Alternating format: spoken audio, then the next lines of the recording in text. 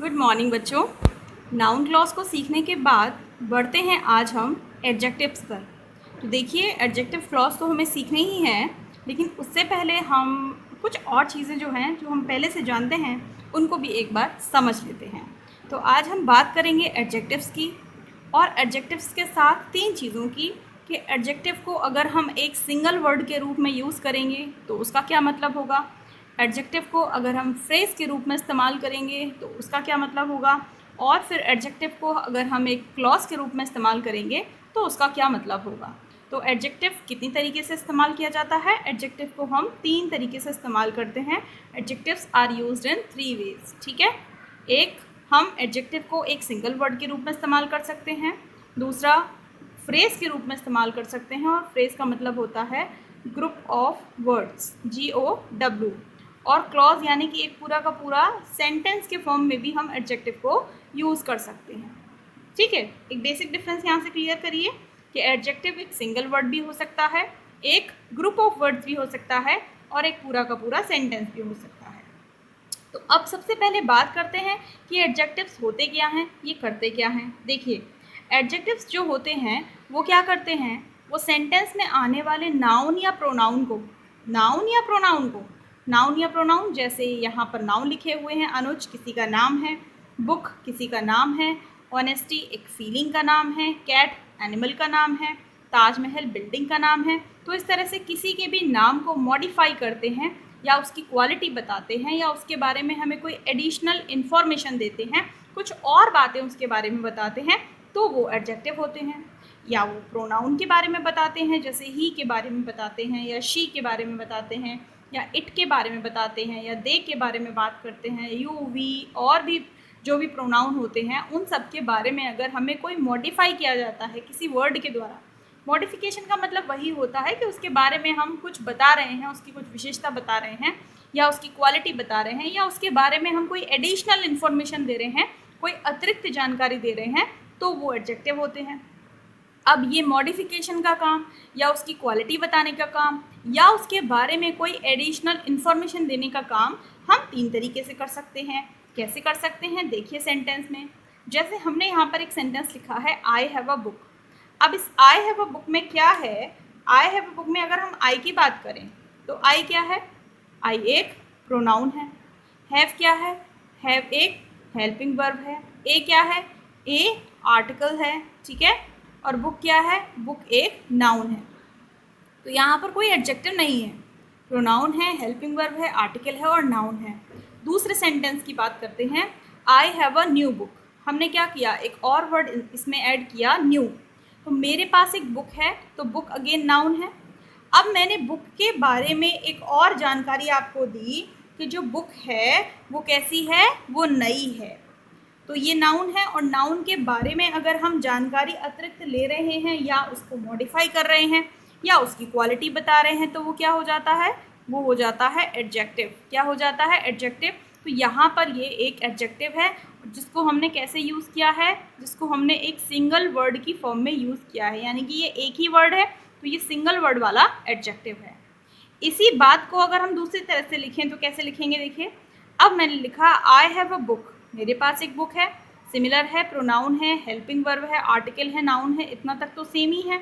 आगे मैंने लिखा ऑफ रेड कवर, यानी कि लाल कलर की, लाल कवर की, सॉरी, रेड कलर के कवर की मेरे पास एक बुक है।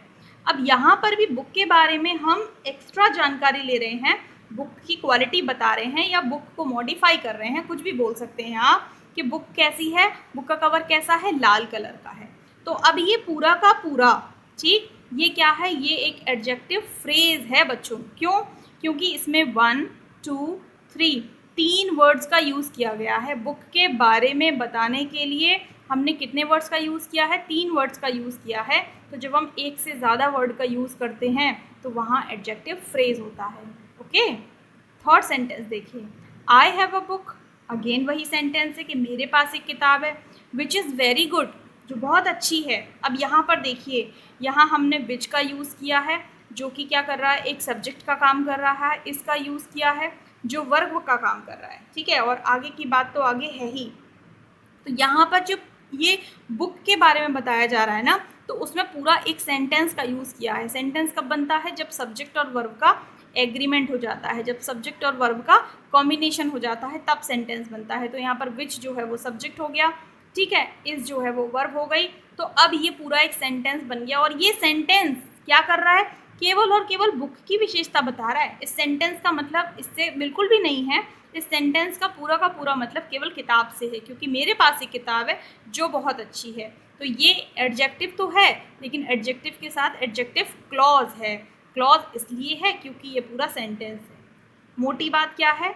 एक वर्ड है तो एडजेक्टिव सिंगल वर्ड वाला है, एक से ज़्यादा वर्ड हैं लेकिन कोई सब्जेक्ट वर्ब का एग्रीमेंट नहीं है तो एडजेक्टिव फ्रेज है।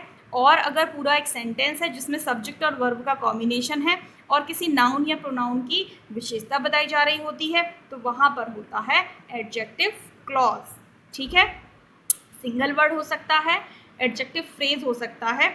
एडजेक्टिव फ्रेज से एक बात और याद आती है, आप हमेशा देखेंगे कि जो एडजेक्टिव फ्रेज होते हैं ज़्यादातर उनकी स्टार्टिंग जो होती है वो ऐसे ऑफ, ऑन, ठीक है, विदाउट, इस तरीके की क्या होती है? प्रेपोजिशन से होती है।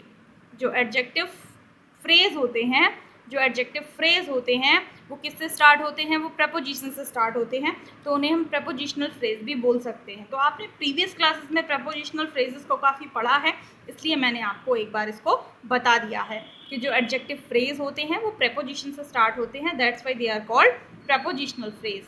और अगर कोई एडजेक्टिव इस तरीके का है जिसमें हमने सब्जेक्ट और वर्ब का कॉम्बिनेशन लिया है, तो वहाँ पर वो हो जाएगा एडजेक्टिव क्लॉज। ओके, चलिए एक और एग्जाम्पल देखते हैं। एक और एग्जाम्पल देखिए, this is a shirt. This क्या है यहाँ पर? दिस एक प्रोनाउन है। इस क्या है? इज़ एक हेल्पिंग वर्ब है। ए क्या है? एक आर्टिकल है। और शर्ट क्या है? अगेन शर्ट एक नाउन है। यहाँ पर कोई भी एडजेक्टिव नहीं है। अब नीचे आ जाइए, this is a black shirt. This is a और शर्ट ये तो सेम ही है, हमने एक नया शब्द यहाँ पर डाला है ब्लैक। ठीक है, शर्ट कैसी है? शर्ट के बारे में हमें बताया जा रहा है कि शर्ट जो है वो ब्लैक है। तो ये जो ब्लैक वर्ड है ये एडजेक्टिव है, और वो भी कैसा? Single word adjective. ठीक है, कैसा एडजेक्टिव है? सिंगल वर्ड वाला एडजेक्टिव है, केवल एक ही शब्द तो हमने यहाँ पर डाला है ब्लैक। अब दूसरा सेंटेंस देखिए, this is a shirt of black colour. मतलब वही है, यहाँ पर भी बोला कि ये काली शर्ट है, यहाँ पर क्या बोला कि ये एक शर्ट है काले कलर की, ये काले कलर की एक शर्ट है। बात वही है, लेकिन इस बार कहने का तरीका थोड़ा सा बदला हुआ है। अब शर्ट की विशेषता पहले एक शब्द से बता रहे थे, अब 3 शब्दों से बता रहे हैं। और ये किससे स्टार्ट हो रहा है? प्रेपोजिशन से स्टार्ट हो रहा है। इट मीन्स ये एडजेक्टिव फ्रेज है। क्या है ये? एडजेक्टिव फ्रेज है। ओके, थर्ड देखिए, दिस इज़ द शर्ट, वही लिखा हुआ है। Which is of black colour, ये एक शर्ट है जो कि ब्लैक कलर की है। बात एक ही है, this is a black shirt मेरे पास, या फिर यह एक काली शर्ट है। This is the shirt of black colour, यह काले रंग की शर्ट है। या फिर ये this is the shirt which is of black colour, ये एक शर्ट है जो काले रंग की है। यहाँ पर हमने क्या किया? विच और इज़, यहाँ पर आप विच और इसको देखिए कि विच हो गया सब्जेक्ट, इज़ हो गया वर्ब, और यहाँ कॉम्बिनेशन बन गया सब्जेक्ट और वर्ब का, इसलिए ये हो गया एडजेक्टिव क्लॉज। तो जहाँ पर भी आप देखें कि विशेषता बताई जा रही है और सब्जेक्ट और वर्ब का कॉम्बिनेशन आपको मिल रहा है, वहाँ पर आप आंख बंद करके बोल सकते हैं कि वो एक एडजेक्टिव क्लॉज है। नाउन क्लॉज में हमने क्या सीखा था? विशेषता नहीं बताई जा रही थी। नाउन क्लॉज या तो सब्जेक्ट को हटाकर सब्जेक्ट की जगह पर लगाए जा रहे थे, या ऑब्जेक्ट को हटाकर ऑब्जेक्ट की जगह पर लगाए जा रहे थे, वहाँ पर नाउन क्लॉज थे। एडजेक्टिव क्लॉज में क्या हो रहा है? एडजेक्टिव क्लॉज में हम ना सब्जेक्ट को हटा रहे हैं ना ऑब्जेक्ट को हटा रहे हैं। सेंटेंस में जो भी सब्जेक्ट या ऑब्जेक्ट आ रहा है उसमें से हम किसी की विशेषता अगर बता रहे हैं, किसी को अगर मॉडिफाई कर रहे हैं, तो वहाँ पर एडजेक्टिव क्लॉज है। ओके, अगला सेंटेंस देखिए, ही इज़ अ मैन। तो ही क्या है? ही एक प्रोनाउन है, इज़ हेल्पिंग वर्ब है, ए जो है वो आर्टिकल है, और मैन जो है वो नाउन है। यहाँ पर हमने कोई एडजेक्टिव का यूज़ नहीं किया। अब इसे अगर हम ऐसे लिख देते हैं, he is a wealthy man, तो ही इज़ अ मैन तो वही रहा। एक और वर्ड हमने इसमें यूज़ किया, वेल्दी। वेल्दी का मतलब क्या है? कि ये एक धनी व्यक्ति है। तो अब ये जो वेल्दी है ये एक एडजेक्टिव हो गया, क्योंकि ये किसकी विशेषता बता रहा है? ये मैन की विशेषता बता रहा है। और कैसा एडजेक्टिव हो गया? सिंगल वर्ड वाला एडजेक्टिव हो गया। एक ही वर्ड तो हमने इस्तेमाल किया है, तो ये सिंगल वर्ड वाला एडजेक्टिव हो गया। ठीक है, अब दूसरा सेंटेंस देखिए, he is a man of great wealth. अब यहाँ पर मैन की विशेषता बताई जा रही है 3 शब्दों से, ऑफ ग्रेट वेल्थ।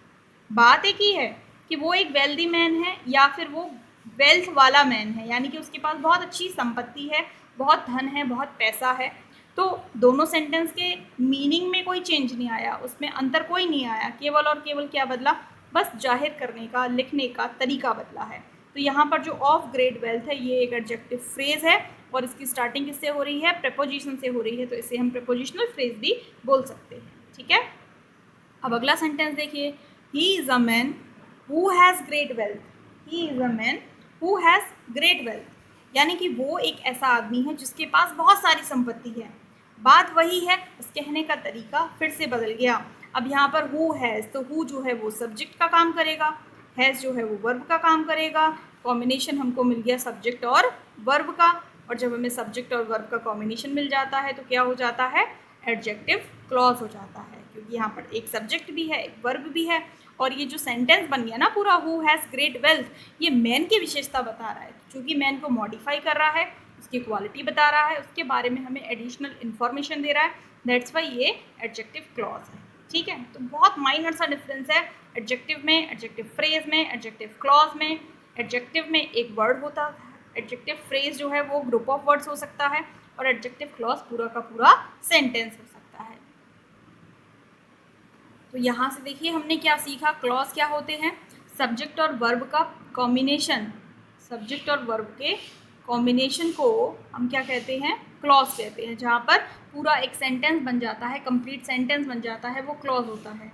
फ्रेज क्या होता है, अगर ग्रुप ऑफ वर्ड्स यानी कि एक से ज़्यादा वर्ड्स आपस में साथ में आ जाएं, प्रीपोजिशन से अगर वो स्टार्ट हो रहा हो और उसमें सब्जेक्ट और वर्ब का कॉम्बिनेशन ना हो, तो वो हो जाता है फ्रेज। नीचे कुछ और एग्जाम्पल हैं, चलिए उनके थ्रू और समझते हैं कि फ्रेज, वर्ड्स और क्लॉजेज में क्या डिफरेंस है। देखिए ध्यान से, एक सेंटेंस है यहाँ पर, the tall boy in the red shirt is Arjun. ठीक है, अब यहाँ पर देखिए नाउन या प्रोनाउन को फाइंड कीजिए आप, तो बॉय जो है वो आपका नाउन है और जो अर्जुन है वो आपका नाउन है। अब देखिए टॉल मीन्स लंबा होता है, तो लड़का कैसा है, लंबा। तो यहाँ पर लड़के की विशेषता बताई जा रही है कि लड़का लंबा है, तो ये टॉल क्या है, ये एडजेक्टिव है और एक वर्ड वाला एडजेक्टिव है। ठीक है, अब ये पूरा देखिए, इन द रेड शर्ट, लड़का जो है वो लंबा है और साथ में क्या है, इन द रेड शर्ट यानी कि लाल शर्ट में है। तो अब यहाँ पर भी इन द रेड शर्ट जो है ना, उससे लड़के की ही विशेषता बताई जा रही है। तो हम लड़के की विशेषता अलग अलग तरीके से भी बता सकते हैं। यहाँ पर हमने टॉल लिखा, ये एडजेक्टिव है एक वर्ड वाला, और यहाँ पर इन द शर्ट क्या है, एडजेक्टिव फ्रेज है। क्या है, एडजेक्टिव फ्रेज है, और वो स्टार्ट किससे हो रहा है, प्रेपोजिशन से स्टार्ट हो रहा है। तो इस सेंटेंस में एक एडजेक्टिव है और एक एडजेक्टिव फ्रेज है। बताना केवल ये चाह रहे हैं कि जो बॉय है, लड़का है, वो अर्जुन है। अब हमने अर्जुन के बारे में कुछ और भी चीज़ें बता दी कि अर्जुन लंबा है और अर्जुन ने क्या किया हुआ है, लाल कलर की शर्ट पहनी हुई है। तो यहाँ पर हमें एक एडजेक्टिव मिल जाता है और एक एडजेक्टिव फ्रेज मिल जाता है। ओके, सेकेंड सेंटेंस देखिए, Nancy made a big mistake which could not be corrected. Nancy noun है हमारा, ठीक है, मिस्टेक जो है वो नाउन है, मेड जो है वो हमारी वर्ब है। तो यहाँ पर दो नाउन आए हैं। अब यहाँ पर बिग आया है एक वर्ड, ठीक है, बड़ी। अब बड़ी क्या चीज़, मिस्टेक, यानी कि जो नैन्सी ने गलती की वो बहुत बड़ी गलती कर दी। तो गलती के बारे में हमें क्या किया जा रहा है, गलती के बारे में हमें कुछ और चीज़ बताई जा रही है। तो जो बिग है वो हमारा एडजेक्टिव है, क्योंकि वो एक ही वर्ड वाला है। अब आगे देखिए, which could not be corrected, जिसको सुधारा नहीं जा सकता था। नैन्सी ने एक बहुत बड़ी गलती कर दी थी जिसको सुधारा नहीं जा सकता था।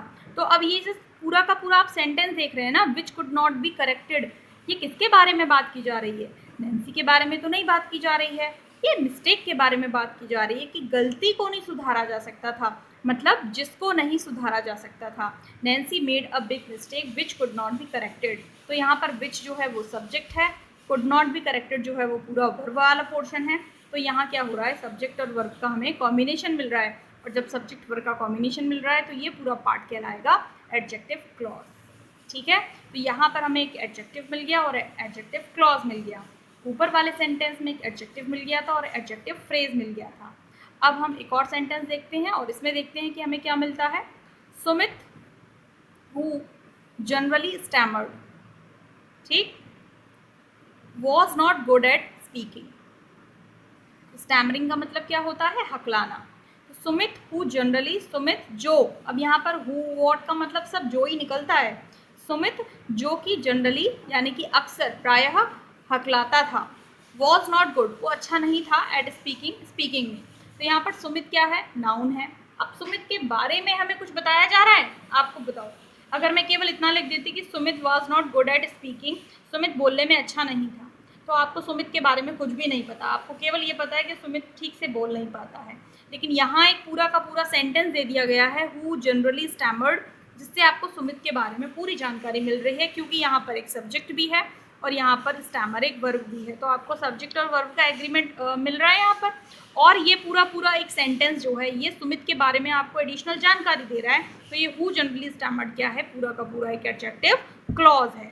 Was not good at speaking, अब सुमित अच्छा नहीं था, गुड क्या है, गुड जो है वो एक एडजेक्टिव है, क्योंकि गुड भी तो किसके बारे में बोल रहे हैं, सुमित के ही तो बारे में बोल रहे हैं कि सुमित क्या है, अच्छा नहीं था। सुमित जो है वो अच्छा नहीं था, किसमें, स्पीकिंग में।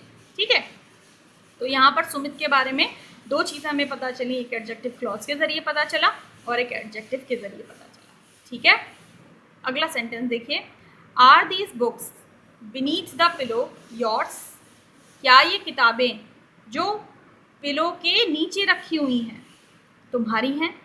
आर दीज बुक्स योर्स, इतना सेंटेंस होता, क्या ये किताबें तुम्हारी हैं।